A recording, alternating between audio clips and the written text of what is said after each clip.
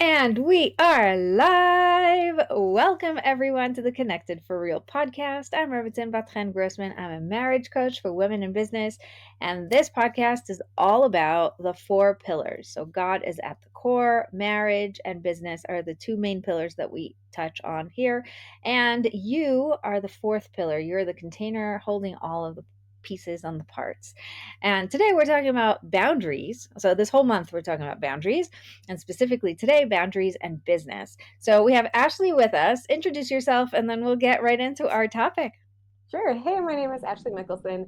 I am a Spanish teacher who is currently out of the classroom to be home with littles. And the thing that's allowing me to do that is my business. So that's where I'm coming from talking about business and boundaries.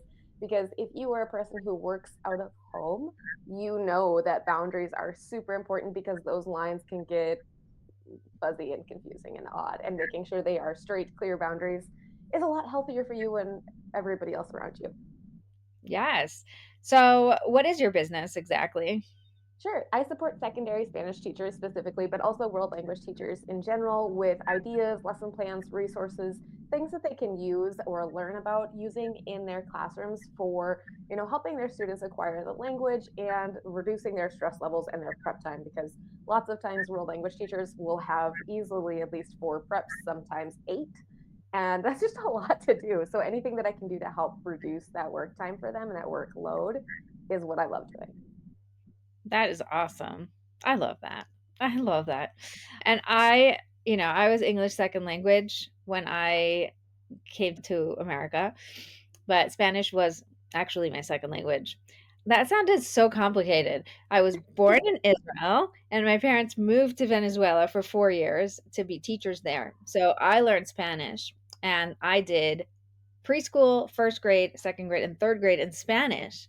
And my whole basis is in Spanish. But then we moved, and I had to go back to Hebrew. And so I like shifted everything.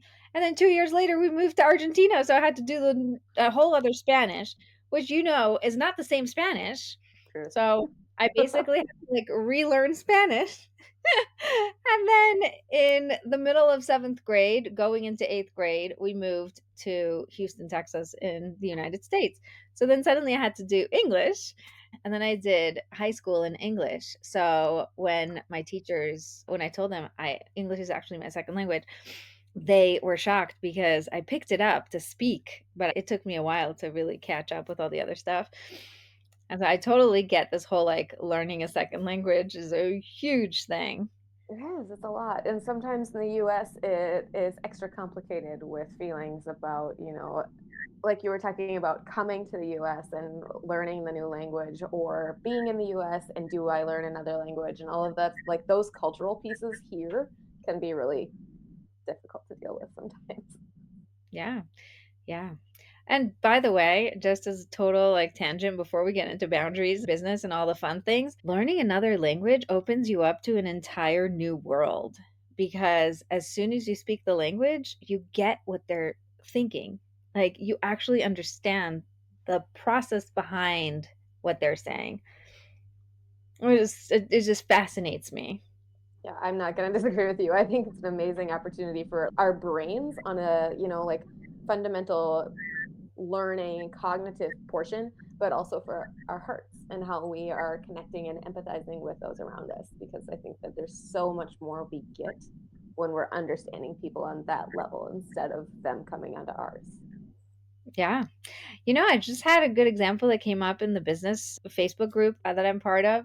Somebody said, this is so awkward. She took a screenshot of her conversation with someone who was trying to work with her or get something with her, with her business.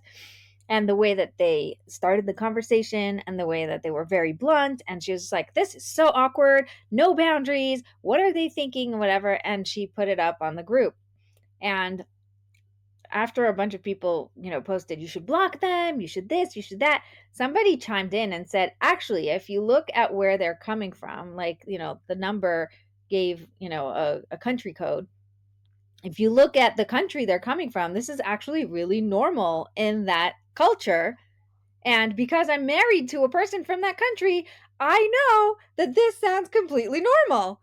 And everybody's just like, what? why would you say that? It's out of boundaries. And she's like, no, it's actually not. You're welcome to block them, but just know. And I love that. That was such a good eye opener. Just because she's married to someone, she has this culture merge, and she was able to see into his culture and then see through this conversation that actually there is no problem in the way that this person approached and asked the question bluntly and did all these different things that aren't accepted here but maybe are totally accepted there. And how awesome that she was willing to jump in and share that insight because somebody else might have seen it, might have understood what's happening, and then just been like, and just let it ride. But to be able to step in and offer that insight as well is super helpful. Yeah. Yeah, I think it was just for me as a bystander watching this conversation, like on Facebook, you're just like pretty much there for the entertainment. Popcorn in the feed. I don't, I don't go on Facebook much because I feel like it sucks my energy and my time.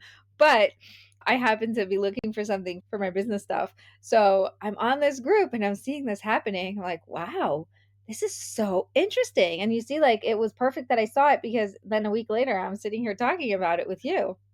So it was orchestrated by God. So yeah, so let's get into boundaries now that we had that little intro. Okay. So, talking about setting boundaries for your business specifically, I feel like is something that can be so overwhelming, especially if you are a newer business owner or you're just kind of getting into things. Because so often, what I see happen and what I have experienced as well in the past is that feeling of it's all on me, right? And when you have taken all of this on and you shoulder all this responsibility, you have to answer the emails. You're the one creating the products. You're the one doing customer service. You're the one doing, all of these things. Those lists just go on and on and on. And so when you get an email or you get a Q&A at whatever time of day or night, you feel like you have to get up and answer it right away. And so that I feel like is kind of a stage everybody goes through. But when you start to realize that's really not healthy, and how do I reset this boundary and reset kind of this divide between my work day and my personal day, or my 9 to 5 work day, my personal day, and my other project business day. All of those sorts of things can kind of blend together. So how do you redraw those lines to set those boundaries based on where you are in your business and where you are in your life and where you are in everything else that you have going on, and how to handle that feeling like I've taken on this huge load? How do I set it aside? How do I get some help in shouldering the burden and all of those sorts of things? And boundaries is kind of the beginning of all of that. Yeah. Yeah. And it's really interesting because my podcast is structured in a way that there's one topic per month, but there's 4 episodes for that topic. So there's, boundaries in God and boundaries in marriage and boundaries in business, which is this one, and then boundaries in you. So you can actually, if you're listening through the podcast, you can go back 2 weeks and listen to boundaries in God and really see, like we were talking about, how we are limited because we are human, but God is not limited. So when we understand that, there is something really powerful that happens because then you're saying like, "Oh, I'm carrying it all on my shoulders and it's all on me." And really God is right here. He put you in this world. He gave you that desire to want to serve and help and, do this specific business that you're in because it lights you up. God did that on purpose, right? And like it's not a mistake that you're lit up by something. And then every little thing that you are doing in order to serve the world, in order to serve God, in order to really light up, that is all part of serving God and God's plan. So why not use that as your first support system? First recognize that you're not alone. You're not doing this on your own, and you don't have to carry it all. And I think that boundary, just changing the narrative about how I'm doing this business, is the first step. It's really, really fascinating how the energy changes from having to be like, ugh, burden and heavy to like, okay, so if I'm doing this for God, then God is going to guide me and going to show me in, and things are going to start to really flow. Yeah, that lightening up really helps. And also just like feeling the call to, as you were saying, right? God gives us these gifts, God gives us these passions and these talents. And when you're hearing that and following that, I think it all feels like less of a burden because you're going in the right direction because you can feel that guidance. So that's, yeah, it makes it a lot easier and a lot lighter. So just as we're talking about setting those boundaries, something that has helped me a lot is coming up with kind of confined windows of time and really setting my to-do list in a more, I want to say, controlled way, because otherwise I have found that I'm the person who's like, oh, you can do this and you can do this and you can do this and you can do this and you can do this and you can do this. And I mean, as a business owner, there's 1,000 things, probably more than 1,000 things you can add to your to-do list in your business as you're trying to create and grow and share and do all these things. And part of it is what we were just talking about is like, okay, stay focused on the plan and where, you need to go. And part of it is understanding that we are limited in the time that we have and energy and, all of those sorts of things. So how do I say, okay, I have this many hours in a day and I have this many hours in a day to work, and the Mhm. other parts of my day, whatever you're going to do with those. But how do I look at the time that I have available for my business and say, okay, you might want to do all of these things, but not all of those things can fit into this block of time. So, how can we take what's all of these options are, prioritize them, and put them into our work day and then our work week and then our month? And right, sometimes some people like to do like a full year. I'm not quite that hands on in my boundary setting and time blocking, but I do like to look out, a month, maybe some quarters ahead of time and just say, okay, this thing is going to be happening this year. How do we work backwards and how do we set some blocks of time so that way it's not 3 in the morning on a Tuesday trying to do this thing last minute for this project that you knew was coming, that you said you wanted to do. Okay, but then you were doing all these other projects that you also felt like you wanted to do, right? So how do you really acknowledge and prioritize all of these different goals and then be realistic with the time that you have? Because it's easy. I mean, if maybe this is just a me thing, I'm very much like what my husband would probably call me, a workaholic some days because I love what I do. I find so much joy in creating and in discussing things with other teachers and sharing things that it's really easy for me to be like, yep, I'm going to be done in like 5 minutes. Okay. And then 35 minutes later, I'm like, and so finding ways to set those limitations, not because it's something necessarily stressful to me, but because other parts of my life deserve that same energy and passion. And I do have, obviously I have that for my family and I have that, but I find that I'm a person who gets really sucked into whatever I'm doing, especially when I'm feeling that joy. So having those boundaries really helps me stay healthy there. Yes, so good, so good. I have a training called How to Stop Fighting with Your Husband About Your Business, and we talk about that because the business is bringing you so much joy, it makes you feel so important. People actually care about what you're saying, that it's easy to get sucked in. And then the biggest fights are about, you're working too hard, you're working too much, you're not giving enough time to the family, you're not doing the things. I have to, pick up the slack. And those are one of the biggest things that I hear from people. So it's extremely important. My husband, when I go overtime, will say, what you did was you gave them extra time by stealing time from us. And it's such a powerful, wow, you're right. That's a really good way to think about it. I basically moved the boundary from here to there, giving you more time and them less. And just thinking about that, like, oh, you're right, I want to honor that, not because a lot of people have a hard time holding their own promises to themselves, and so they'll put a boundary but then they won't keep it because that's just me, who cares, right? But like when you start to see the effects of your boundaries and the effects of what happens when they're not held, I think it's easier to then move backwards and say like, okay, I really want to, Yeah. I want to honor them. Yeah. And Honestly, so many times, like for my own family and my own relationships, it's not coming from that feeling that, like, you're stealing time from us kind of thing.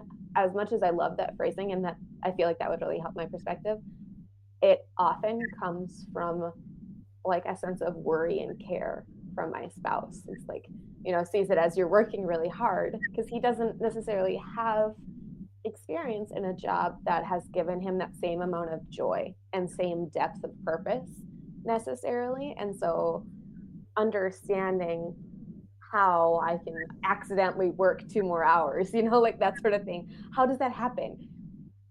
Well, I really love what I'm doing and I'm finding a lot of joy here. And from him, it's coming from, oh my gosh, I can't believe spent 2 more hours at work, where work was not a thing that was fulfilling or joyful or lightening his feelings.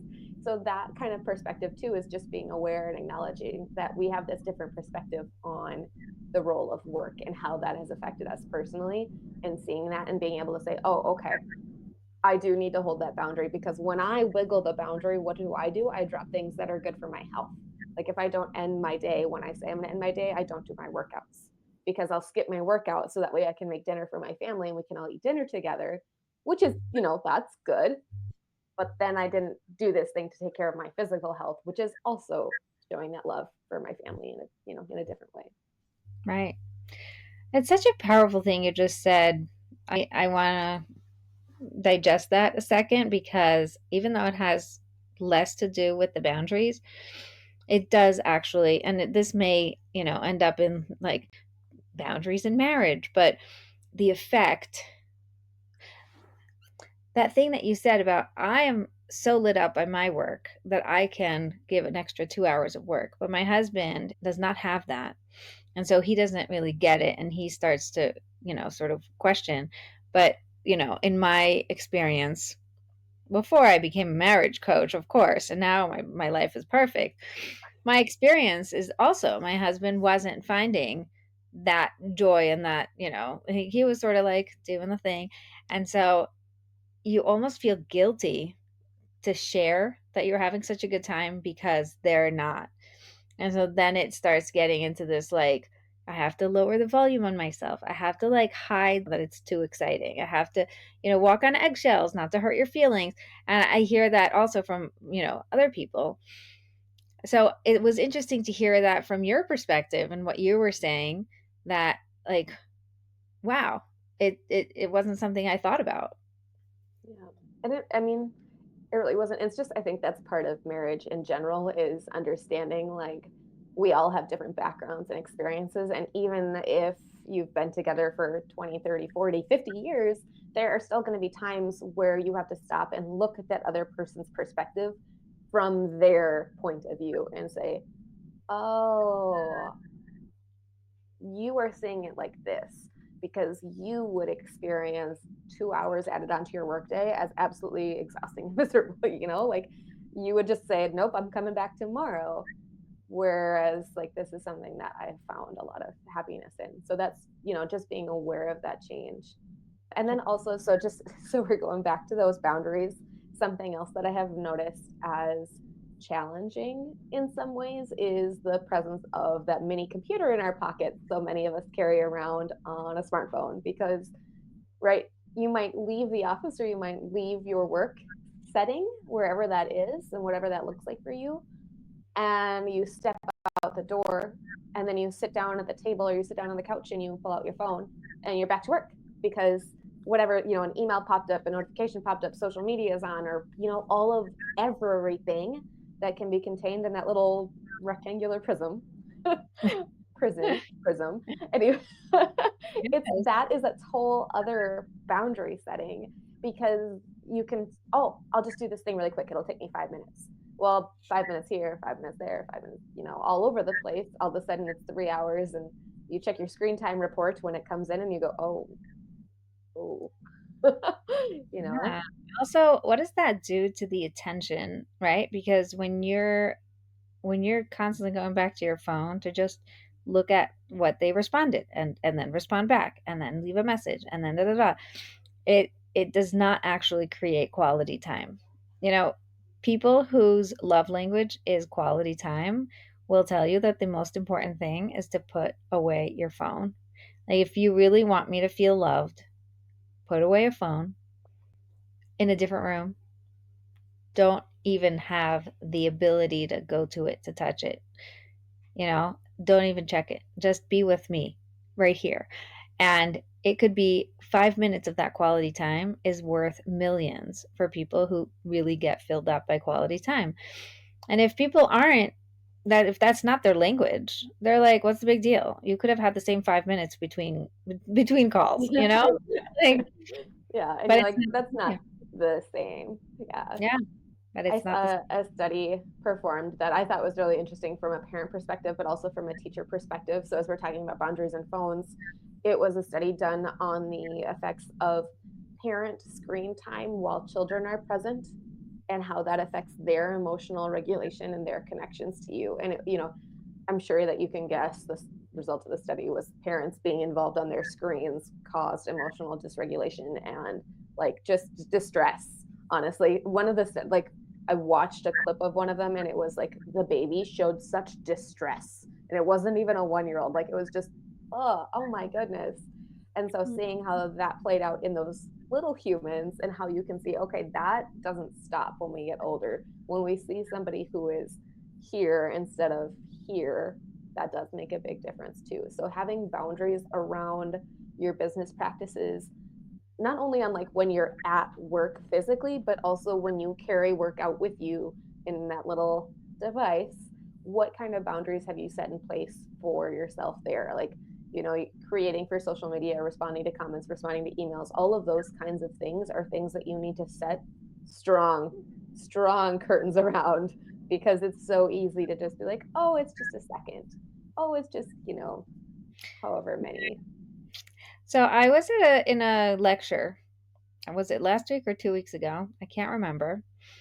Where she started her lecture by saying, "Who here has WhatsApp Business?" And a lot of people raise their hand. WhatsApp has WhatsApp Regular and WhatsApp Business. Mm-hmm. And she says, "Who here has WhatsApp Regular?" And, some people raise their hand. And she's like, "Who has both?" And I was sitting here going, "What? Why would you have both? Like, your phone forces you to choose one. And, like, if you have the other one, it messes it all." And he's like, "No, no, no, that's the secret. You get both with two different numbers, and you have the business number and your regular number, and you only open business during business hours, like it shuts down." And I was like, "You can do that? You can separate WhatsApp?"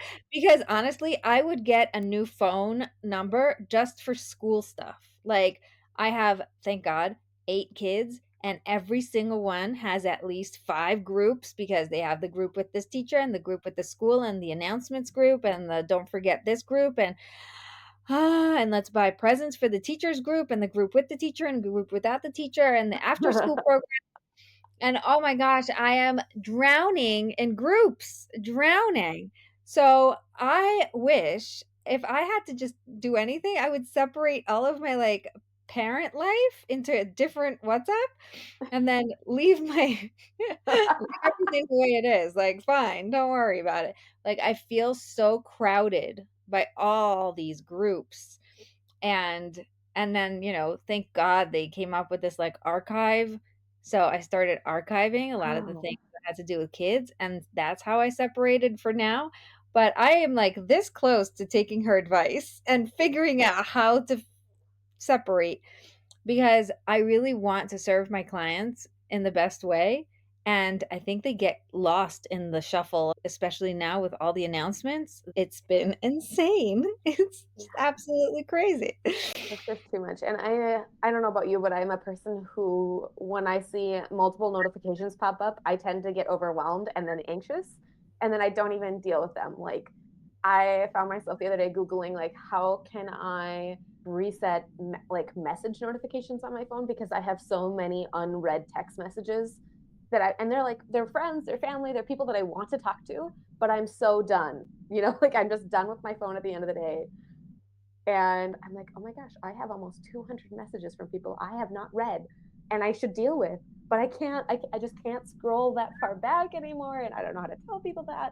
So finding ways to set stronger boundaries around my work time with my phone allows more space for those personal things that you do want to open up for, so that way you have that space and time.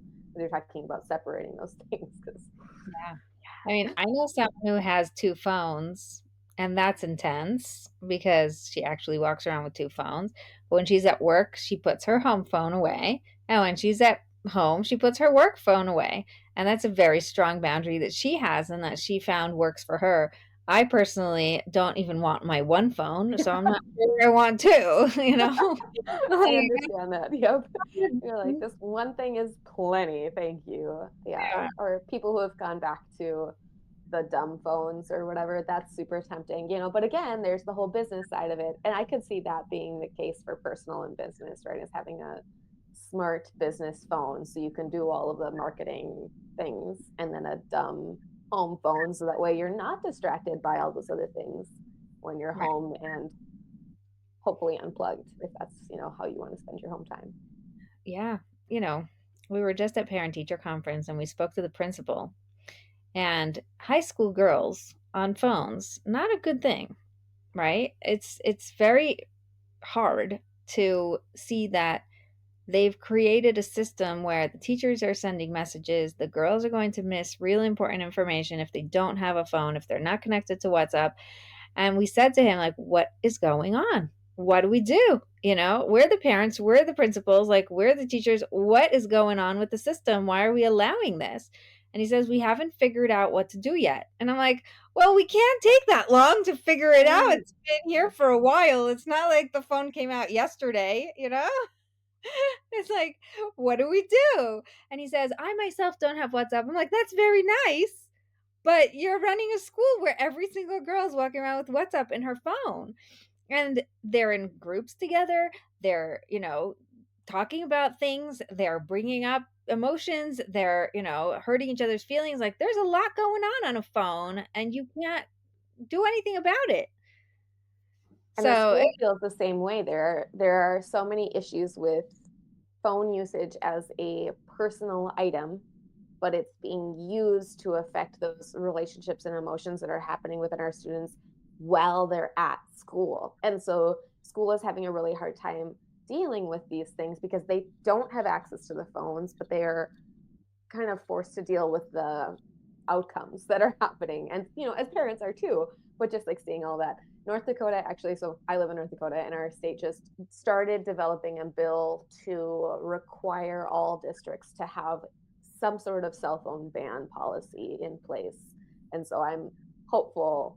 There was a lot more pushback on it than I thought there would be, but I'm hopeful that something positive comes of that because I've seen what you're talking about. Like as a teacher, on that side of it is like kids feel like they have to have one because their coaches are using them to communicate, and then some teachers are using them for projects in class, or they which like obviously there are good things that can come from this, but when you're getting into all of those other things just for these itty bitty little good components, it's like it's not. I don't know that it's worth trading the sanity here. yeah. Also, this isn't my first one in high school. Each one went to a different high school. So fun for me.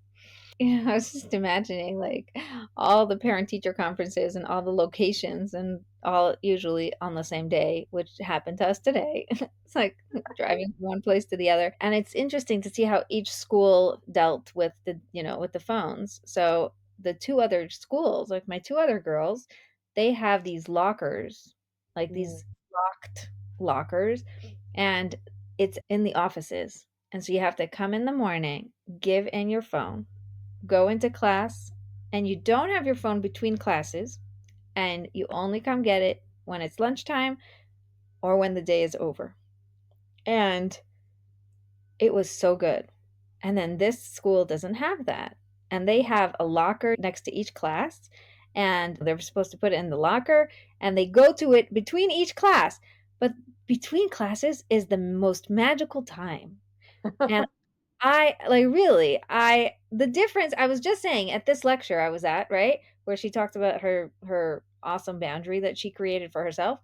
She also talked about not working on Friday, which was like a big thing for her because most of the people who worked in her industry work on Friday. And when she had little kids, she was like, I'm not working on Friday. That's my boundary. And it was really interesting how she communicated that. Anyway, that was really fun. So in this lecture, I had this aha moment that the lecture itself was amazing and like totally worth every second and every penny. It was like, wow, blew my mind. Just the her energy, the things she was saying, the boundaries she was teaching, like the confidence she was giving people. It was amazing. But beyond that, it was the in-person aspect that we actually got to all be together in one room and hear each other's answers and have that experience. And then beyond that was the after party, when everybody started going home and you start talking to people and, oh, who are you? What do you do? I heard you say this in the class. Tell me more about that. And the interactions that happened afterwards of just people standing around and wasting another whole hour just to chat. Like I came home so late that night. I'm like, what happened? The lecture was from only like 8 to 10. How am I home at midnight? Like that doesn't make any sense because I got sucked into like that social. I haven't been in that environment for so long because of Zoom. It's such a pleasure. So, can you imagine taking that away from the girls? Like those times between classes for me in high school, that was when things happened. Yeah. That was when the connections happened. That's when you make up, the homework between classes. That's when you could like, grab something to eat and not to check your phone. It sucks your entire being. It's so I am really, really hopeful for yeah, positive change. And like you were saying, so I watched the news release from the governor who was speaking, and he was like, it has taken us way too long to get to this point because these were rolled out in what 2008, I think is what he was saying was the first iPhone. And I mean, really, you think about it, okay, it is 2025, and here we are fighting to figure out what to do with them. So yeah, Right. I mean, it's also nice to know like it's not just us dealing with those boundaries, but at the same time, our kids shouldn't have to be dealing with them the same way that adults are struggling to figure out how to set those boundaries, right? If a fully formed feels silly to say that my adult brain is fully formed because some days it does not feel like it is. Looking at those kid brains who like really we know are not done developing yet. Okay, if we struggle as adults to set those boundaries and separate ourselves, how are they supposed to be able to do that? They're just not ready in so many ways to deal with all these other things. So helping them set those boundaries is so so so important. I think it's Yeah.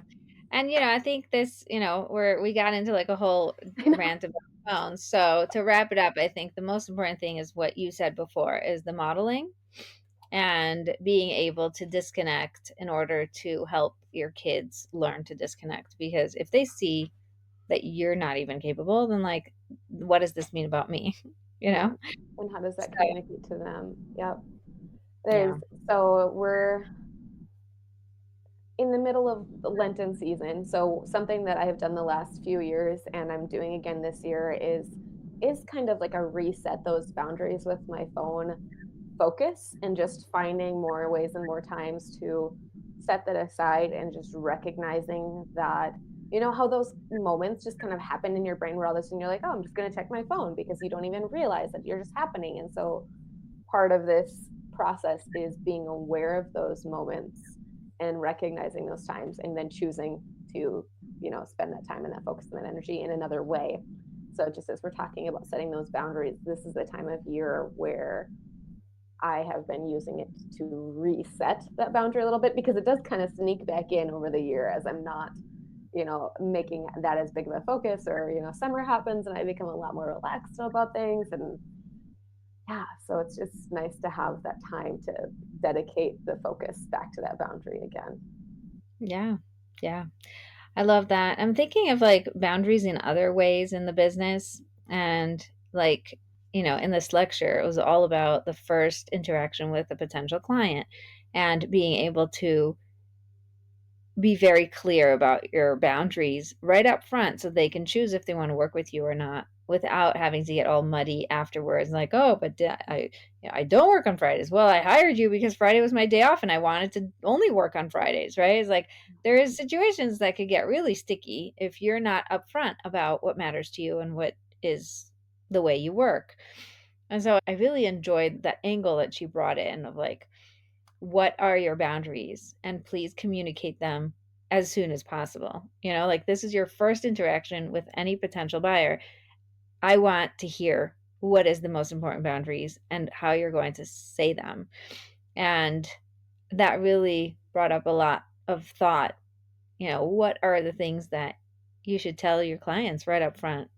Mm, that's really interesting. So I have a kind of a different approach actually. So, and my friend and I, she is actually a coach that I've worked with too, have kind of labeled this as like a, stick your flag in the sand kind of moment versus going along the path and reading the sign and going, oh, and kind of what you're saying. So, like, do they have to get down your funnel before they know this is how you handle things? Or are they going to read the sign before they open the door and go into the funnel? That was all sorts of weird analogy, but hopefully you understood funnel, path, doors, all sorts of different things.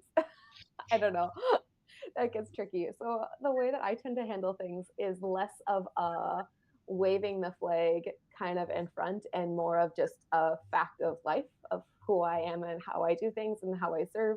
Just because in so many of the things that I create, because I don't work one on one with clients necessarily, I tend to serve in terms of like digital products and digital downloads or, creating videos with instruction and that kind of thing. So my personal beliefs don't always necessarily affect the content that I'm creating in a way that like if you download it, it's full of faith, like and they can't use it in their public school classrooms. And you're like, well, that's not necessarily happening. However, there are things that I do that I've created that are focused on faith and are focused on things that you would use in a private school setting and not a public school setting. And those are a lot more like what you were saying is like before they ever click download, when they get to this page, it says very clearly, like, this is not for a public school setting. It would not be appropriate there to be using this. And there are times and places where you can teach about these kinds of faith and cultural aspects from a cultural perspective. And those things are over there. So if you wanted to go over there, go ahead. But if you're here for teaching about this culture and custom from a perspective of faith, come on in because that's right here for you. And that is something that I'm so excited to share with you and trying to make sure that that's really clearly labeled because there are people who need either or sometimes both. And how do you make that super clear that this is the kind of resource you're going to get when you open it up? So they're not Right. going, oh, Yeah. I love that. I love that. I think that's really very kind and very clear. Clear is kind, like Brene Brown says. I agree with you. I agree with you. I think that just being able to pick up something and say, this is solving my problem. This is exactly what I need. You don't have to be all in their face about something that isn't relevant. But when it is relevant, it needs to be clear right up front because I don't want somebody to go in, waste all this time and energy, and then get annoyed that they got the wrong thing. And then even if they get their money back, there's still like a bad taste in their mouth, right? It's like, this isn't what I came here for. And it's a very important thing to be extremely clear upfront about, which that's really great. I love that. helps a lot. And I think the other thing that I find is a good way to kind of share those personal boundaries that you have or those personal, and people call them like your brand voice or your brand personality. And I always just kind of am like, well, it's just, it is who I am. Not so much the brand personality, but like when you're working with Ashley, when you're talking to me and you're getting to know me, there are times where I will do coaching or speaking or that sort of stuff. And that is where God often comes into things is if they're asking me personally for advice on something, God is going to be part of that because he's everything, So when they're asking about personal advice or personal information, that boundary to me does not exist because that perspective is so important that leaving it out just doesn't work. It doesn't work for me. Yeah. So that in another way comes out a lot, and to the point of where, like, if you're watching my content or saying things, you're gonna figure that out pretty quickly, even if it's not labeled in front right then Right. and there, you know? Yeah. Yeah, no, I really love that. You know, it was funny because the whole way I got here to what I'm doing is I was listening to podcasts where they kept saying like, God or the universe or whatever you believe in. And it made me, like you just did, roll my eyes and go like, ah, you know, it's I'm like, what sorry. is this? Like, why are you trying to apologize? I do not have, I don't know, the people who are, yeah, send me good vibes or pray for me, whatever it is. No, I want you to pray for me. Keep those vibes to yourself. Vibes do nothing. You have no power. Like, I don't care what wiggly magical fingers you think you can send my way. If it's not tied to a prayer, it is pointless. I'm sorry, you found a soapbox for me to stand on. Because yes, Not exactly what for you're you. talking about. Like, whatever you believe in, and like, there is a point where you're being respectful for others' beliefs, and that's fine, right? I think that's kind of a fine line here. And so, like, I don't want to come across and or communicate that, like, obviously, yes, I respect that you are allowed to have other beliefs. Totally fine. If I post something saying, I'm struggling with this, please pray for me, and somebody comments, sending you good vibes, no, thank you. Like, I don't know, just no Well, thanks. I don't know. I don't know. Um, it's so funny, it's so funny. Anyway, I was this is exactly what I was complaining to about with to my sister, and she said, "So why don't you start a podcast and be like, 'Hi guys, this is all about God. I am going to tell you that I believe in God.' Like be very upfront." And I was like, "No way. I can't do that." Like what podcast is going to be successful if I tell them right up front that I believe in God?" And she's like, "What are you talking about?" It's like and now I have a successful podcast, and it's all about God and how we can bring God into every aspect of our lives. It's like such a fun thing to do. And I think it's that lack of boundaries, right? Like God is in everything I do. There is no place where God is not. So I'm not going to do a podcast if I have to leave him out. It's just not going to work. It's not going to be me. It's not going to be successful. It's not going to be anything. So it's such an interesting point of awareness. What are some boundaries that, from maybe a different angle that a person running a business maybe bumping into people who are trying to get as much as possible from this thing that they purchased or this coaching experience or whatever service that they're being given.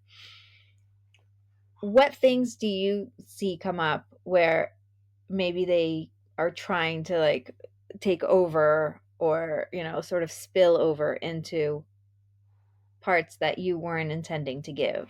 Yeah, where it's kind of like you've crossed the line into taking advantage of this.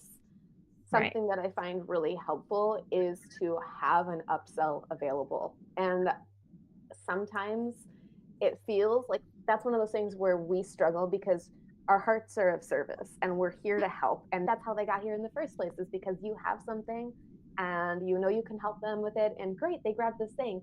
Well, and then they've realized that, maybe they needed more help, or now they're onto a different step of the problem or that kind of thing.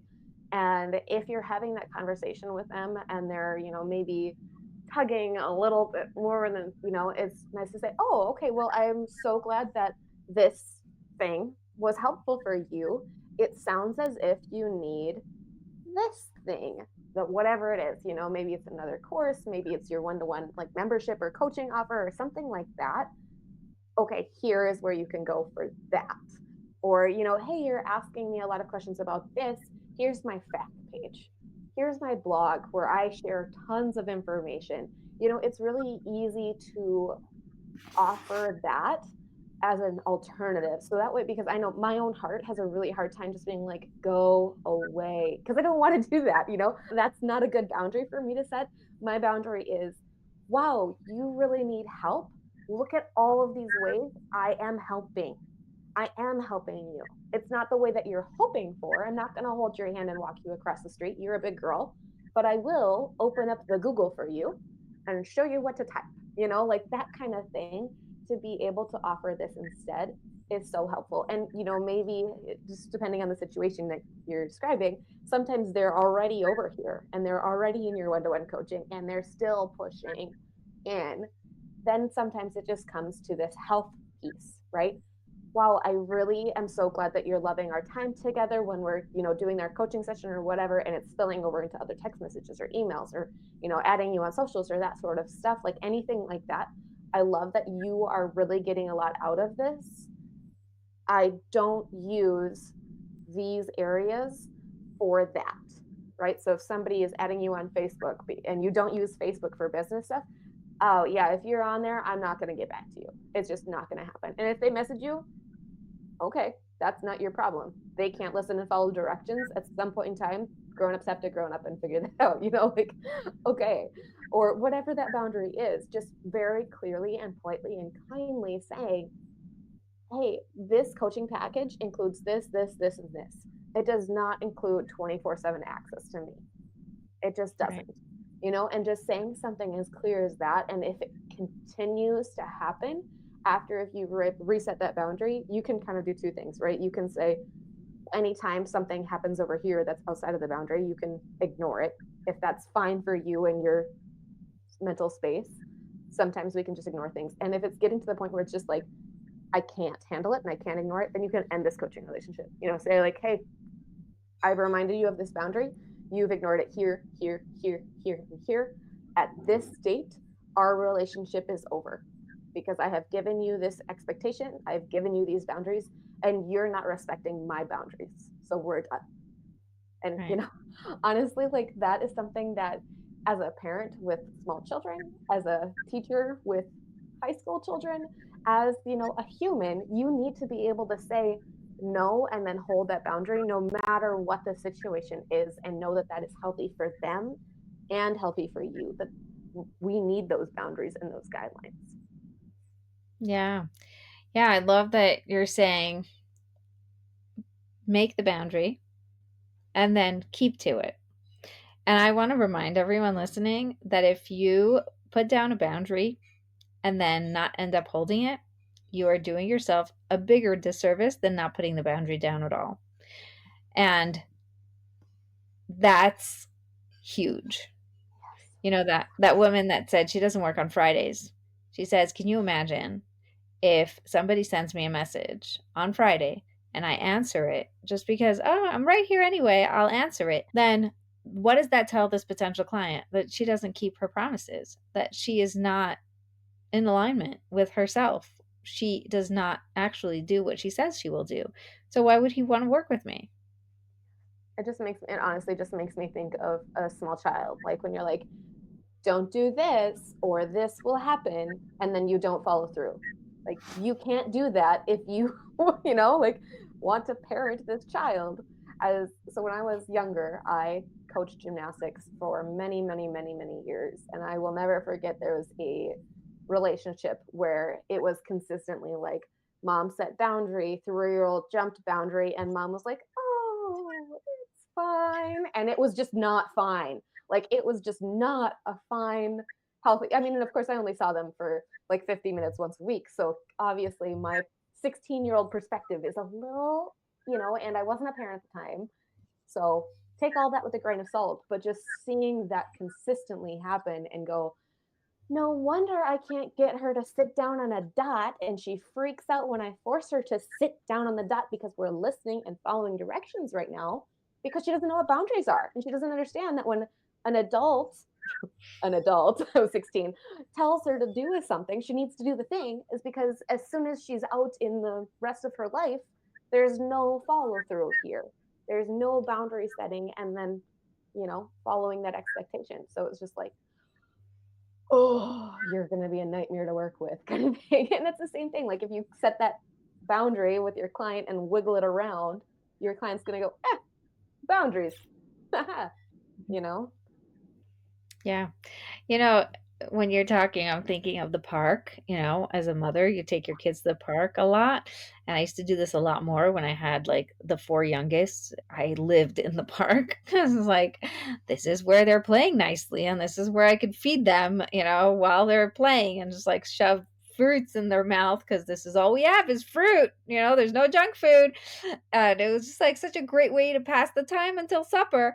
Anyway, I love the park, and I go less now because thank God my kids are older and younger, like, whatever. I have Yes. all the ages, so they take care of each other and they sort of just, like, thrive at home. We're in a different season. But at the park, you have these mothers who, the kid who's misbehaving and hitting everybody and throwing rocks and doing all these crazy things. And then the mother is like, "That's it. If you don't stop, we're leaving." And you see she's And talking they to her best, never leave. and they never leave. And she's in the fucking, like, deep, meaningful conversation with your best friend here on the little park bench, and you're not actually leaving. He knows you're not. Why would you say it? Oh, that drives me crazy. Yeah, don't set the boundary that you're not going to follow because then they know you're not following the boundary anyways. They learn fast, and so do potential clients or current clients, right? Like all of these people in your boundary setting areas will learn, oh, that boundary means nothing. Right. Yeah. Yeah, she says, in the lecture, she was like, "You have these people who have an automatic thing that says, I only answer messages between 9 and 6 p.m. And like, don't expect a message from me if you sent it any other time." And so you send something at 10 p.m. thinking like, okay, whatever, she'll see it in the morning. And then like they respond right away. And you're like, Why like, did you bother turning that on? yeah, why do you have an automatic messenger if it doesn't even say anything? Oh, it's hard. Yeah, setting those boundaries and keeping to those boundaries is more important than ever bothering to set them in the first place. Like, if you're not going to stick to the boundaries you've set for yourself, don't bother. But, caveat, sometimes there are times where you say, I'm going to do these boundaries, and then you're in a different stage of life and you realize that the boundaries that you will set for yourself 2 years ago are no longer working for you and you need to change them. That's fine, right? Like that's totally fine to change the boundaries that you've put in place out of a place of reflection and growth. But changing them because you're like, oh, I need to do this thing, that's different. Yeah. You're reminding me. I'm going to say it in Hebrew, but I'm going to translate it. My father always said, "Hape she'asar hu hape she'etir," which is the mouth that made it not allowed is the mouth that's going to be the only one that's going to be able to allow it. So let's say, my father is the one who said, "No, we're not eating ice cream right now." And then he changes his mind. He's allowed to say, "You know what? Yeah, I've decided we're going to eat ice cream." And it's totally fine. But if I said no and then somebody else comes and says yes, no. So you have to remember, that doesn't happen like that. And what you just said now was so powerful. You have different seasons in your life, and something that worked for you then is not necessarily what's going to work for you now. If this lady had young kids and she wasn't working Fridays and she kept that boundary because, hey, it's fun. I don't have to work Fridays, so I'm not going to. But now my kids are grown and I don't care and blah, blah, blah. So, okay, that's over there. Her boundary is still, I don't work Fridays. But then when I texted her and she answered back on Friday, I knew that she was in a different state of life, but she didn't actually bother to update anybody else because she was sort of like, who cares? They're not bothering me on Friday, so I'm not going to change it. But like in her mind, it wasn't as red of a boundary anymore. Yeah, and that, I mean, makes so much sense because there are so many seasons that we go through, and there's so many spaces where, maybe you don't want to work as much, or you don't have to work as much, or you have little ones that need you, or, you're not feeling well. All of those sorts, any of those sorts of things can be reasons for your boundaries to shift. And there's no rule that says you have to set these boundaries and stick to them forever, right? And that's, I would say, is the exact opposite of what a boundary is useful for, honestly. Right. Yeah. Yeah. So, like, on one hand, we're saying set the boundary and then hold to it. On the other hand, we're saying set the boundary and know that you're the one who set it. Yes. You're the one who said it. There was once a really great podcast I listened to. I don't remember his name. Something about Dr. Pizza or something. I can't remember. He's like an artist and he gave Okay. himself this name. because his mother always wanted him to be a doctor, and he's an artist, like funny. He's hysterical. Anyway, I lost track because I haven't heard him for a long time, but like I used to know this really well. He said that the way he figured out how to work in his business and actually get things done was he thought about rules for himself in his business, and then he basically wrote them down. And then when people said things to him, he would answer back, "Oh, I have a rule that I don't work past 9."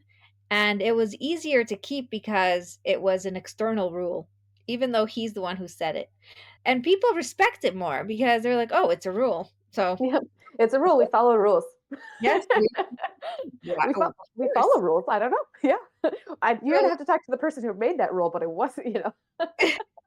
It's just a subconscious thing that when you say, "Oh, I have a rule I don't do podcasts on whatevers," or "I have a rule that we don't do that around here." Oh, okay, fine. No problem. There is almost never pushback when you say it's an actual rule. But when you're like, "Oh, I have this like thing, I don't like it." No, it's so mushy. It's like, it's just a rule. There's a rule. Mhm. Yeah.